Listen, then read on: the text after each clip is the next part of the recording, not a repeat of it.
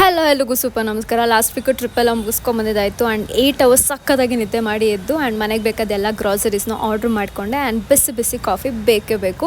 ಗ್ರಾಸರಿನ ಜೊತೆಗೆ ಕಾಫಿ ಕುಡೋದ್ಲಿರೋ ಮಜಾನೇ ಬೇರೆ. ಟ್ರೈ ಮಾಡಿ ನಿಮ್ಗೆ ಗೊತ್ತಾಗುತ್ತೆ. ಆ್ಯಂಡ್ ದೆನ್ ಅದೆಲ್ಲ ಮುಗಿಸೋ ಆದಮೇಲೆ ನಾನು ಪ್ಯಾಕಿಂಗಲ್ಲಿ ಏನೇನು ತಂದಿದ್ದಂತೆಲ್ಲ ಚೆಕ್ ಮಾಡ್ತಿದ್ದೆ. ಎಲ್ಲೇ ಹೋದ್ರೂ ಈ ಥರ ಫ್ರಿಜ್ಜಿಗೆ ಅಂಟಿಸೋ ಮ್ಯಾಗ್ನೆಟ್ಸ್ ಎಲ್ಲ ತೊಗೊಂಬರ್ತೀನಿ ಮೆಮೊರೀಸ್ಗೆ ಅಂತ ಹೇಳಿಬಿಟ್ಟು. ಆ್ಯಂಡ್ ದೆನ್ ಅದಾದಮೇಲೆ ಜಾಸ್ತಿ ಬಟ್ಟೆ ಇತ್ತು ಟ್ರಿಪ್ದು ಮತ್ತು ಇಡೀ ವಾರದ ಬಟ್ಟೆ ಎಲ್ಲ ವಾಶ್ ಮಾಡಿ ಹಾಕಿ ಊಟಕ್ಕೆ ಬಂದು ಒಂದು ಬಾಂಗ್ಡಾ ಫಿಶ್ ಫ್ರೈನ ತರಿಸಿದೆ. ತುಂಬ ಚೆನ್ನಾಯಿತು. ಜೊತೆಗೆ ಉಪ್ಪಿಟ್ಟು ಮಾಡ್ಕೊಂಡು ತಿಂದೆ.